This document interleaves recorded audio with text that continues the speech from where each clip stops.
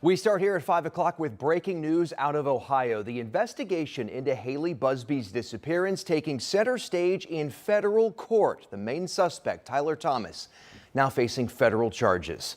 Good evening. It's 5 o'clock. I'm Dustin Grove. And I'm Felicia Lawrence. Those federal charges were just announced hours ago in Columbus. Our Ashton Hackman was the only Indianapolis reporter in that hearing. He joins us now live with the latest on these new charges. Ashton, these don't specifically involve Haley's death, right?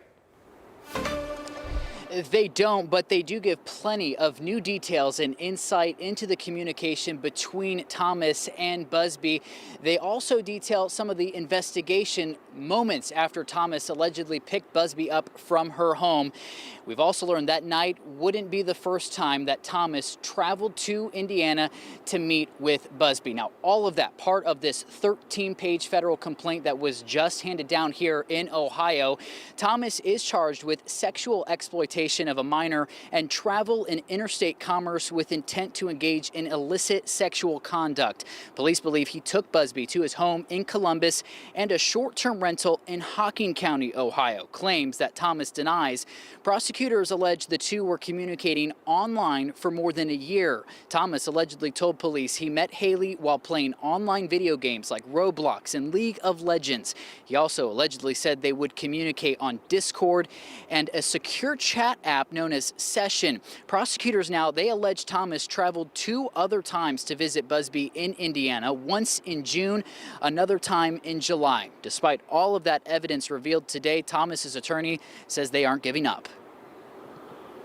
We're going to defend it. We're going to defend it vigorously. We're going to deal with the charges straight up, and we'll deal with professional and capable prosecutors, whether it's in state court or federal. So we're used to both venues and jurisdictions.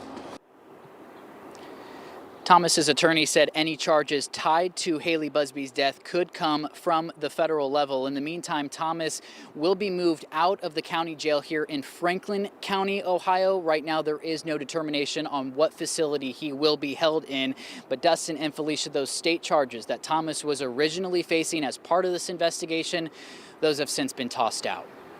And Ashton, law enforcement officials were quick to say, even though these charges have been filed, they are still actively investigating this case. The investigation itself isn't over. Did you hear anything specific about that?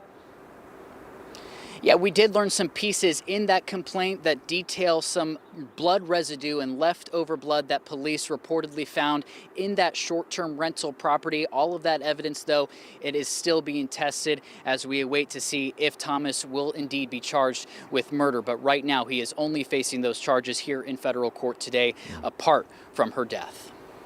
All right, Ashton, thank you. We will check back in. Also today, state lawmakers are working on what's called Haley's Law to expand the Amber Alert system and try and better protect kids from the dangers of social media. I talked with Governor Braun and the head of the Indiana State Police, Superintendent Anthony Scott, about it today. The governor says the social media platforms themselves need to step up here too. My big concern is big tech is profiting from this. Their algorithms allow it. They need to be responsible to fix it.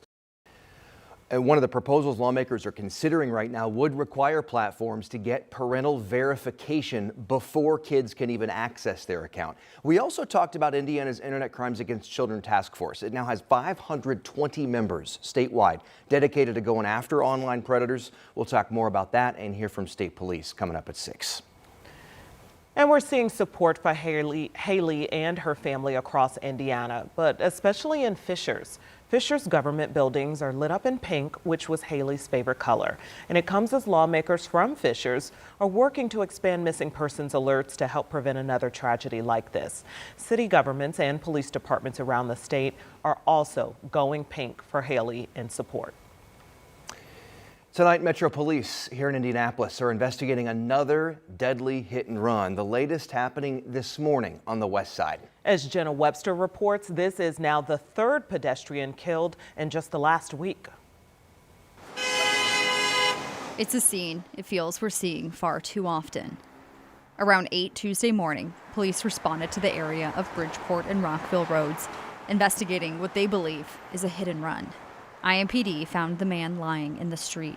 He was taken to the hospital in critical condition and later died. We had some officers that know this individual and in good terms, have seen this individual walking up and down the street every morning. I know they're affected by this. Rockville Road does not have a sidewalk. We have these areas that are not made for pedestrians anyway, and then you top the snow on it, and so everything becomes more scrunched. This deadly pedestrian crash is now the third in just the last week.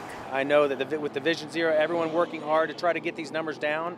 We did better last year than the year before, but we've got a long way to go. Last Monday night, a man died in another hit-and-run accident on Shadeland Avenue. Then Saturday night, a woman walking in the street died just a few blocks north on Shadeland. People don't want to walk in the snow-covered sidewalks or side of the road. I understand that, but people cannot see you driving at night. It's really tragic to see them come in, especially with this sort of frequency. Eric Holt with Safe Streets Indy says it's a troubling start to the year, 2 months after the city passed its first ever plan to eliminate deadly and serious crashes by 2035. The good thing is we do know what we need to be doing. The bad news is, unfortunately, we're just not doing it with any sense of urgency. For now, after 3 pedestrian deaths, the message remains the same, both to drivers and pedestrians, to keep their eyes on the road.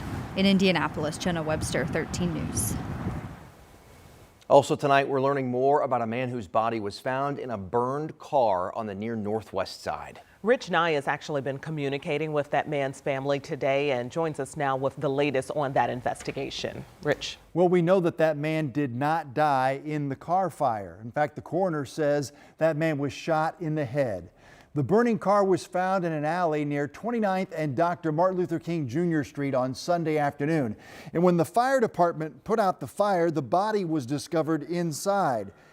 The man killed is identified as 56-year-old Michael Lockridge. He was the youngest of 8 siblings from the Rushville area, but Lockridge lived on the far east side of Indianapolis with his sister for the past several years. His family was not yet ready to release photos or speak on camera about the situation, but his sister told me that the burned car Michael was found in was his personal vehicle. No one has been arrested. Police have not released any information about what may have led up to the shooting and the car fire, and I checked with Metro Police this afternoon.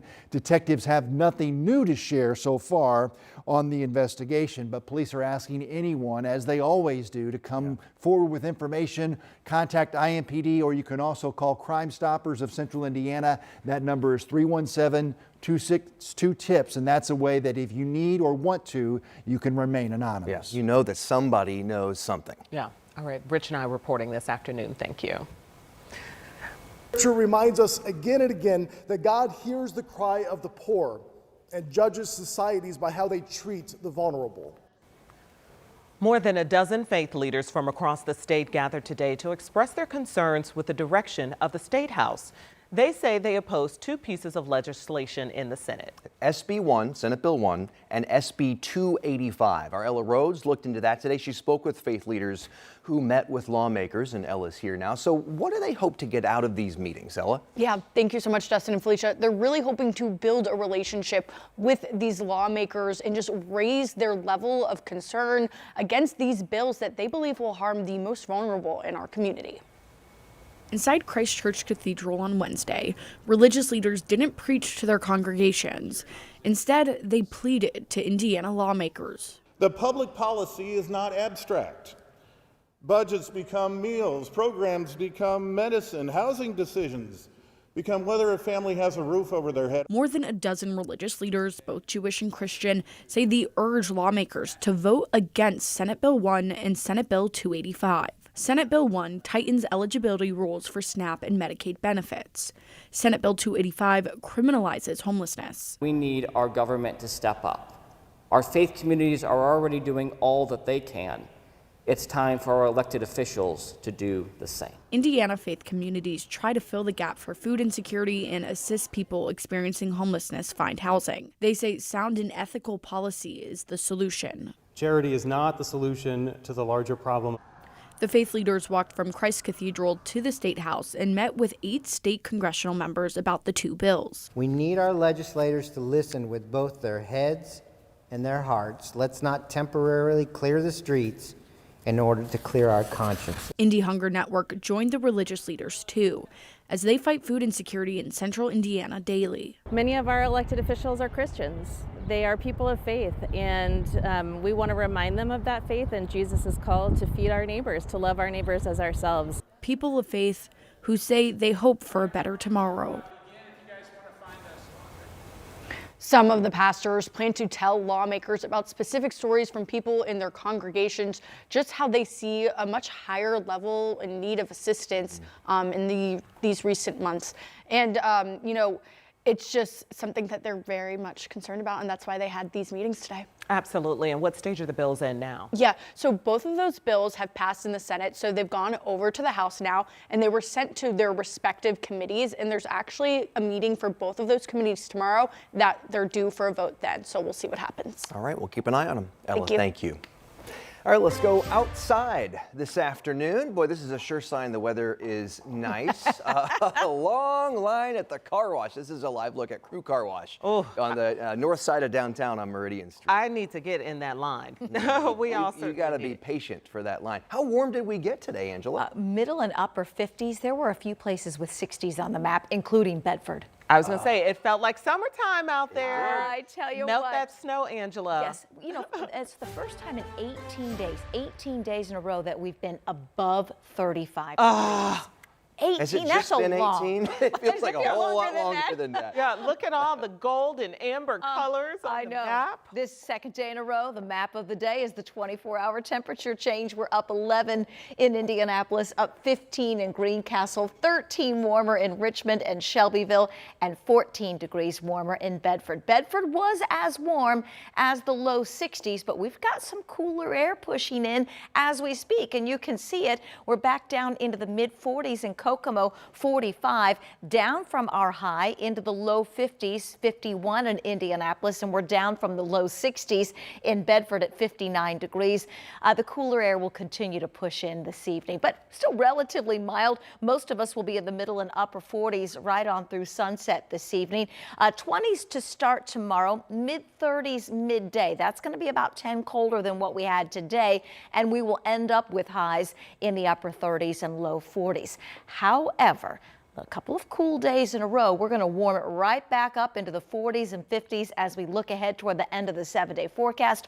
Also, a couple of weather systems to track. We'll do that in a few minutes.